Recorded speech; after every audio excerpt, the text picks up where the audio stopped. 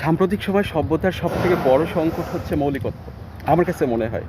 এটার একটা বড় কারণ হচ্ছে মানুষ এখন নতুন কিছু সৃষ্টি করার প্রতি যে আনন্দ বা নতুন কিছু সৃষ্টি করার যে মোহ, ওইটা কেন যেন মানুষের ভিতরে এখন খুব বেশি দেখা যায় না।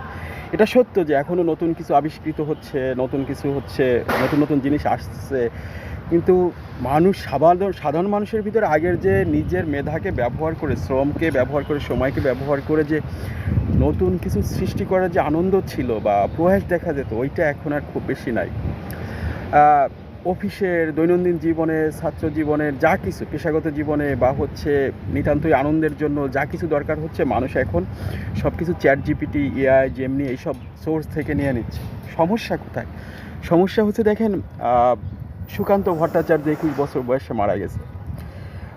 কাজী নজরুল ইসলাম 40 বছর বয়সে তার বাকশক্তি হারিয়েছে। রবীন্দ্রনাথ, শরৎচন্দ্র, ডক্টর মোহাম্মদ শহীদুল, এদের সৃষ্টিগুলো দেখেন, অনবদ্য সৃষ্টি।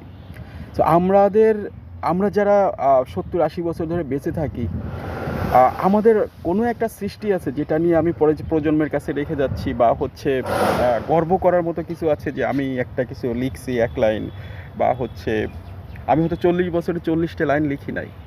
সো সভ্যতায় মানুষের জন্য একটা বড় দায়িত্ব হচ্ছে যে তার কিছু স্বাক্ষর রেখে যাওয়া।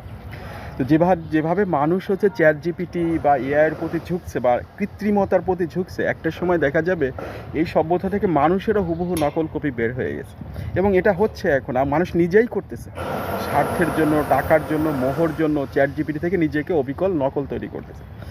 সমস্যাটা হচ্ছে যে আগামীতে এই সভ্যতায় যদি এরকম সব কিছু কৃত্রিম বা নকল সব কিছু হয়ে যায়, তাহলে মানুষের যে মৌলিক ফিচার, এইটা খুব বেশি দেখা যাবে না। সো নতুন কিছু তৈরি করার জন্য আমাদের প্রতিনিয়ত একটু চেষ্টা করা উচিত।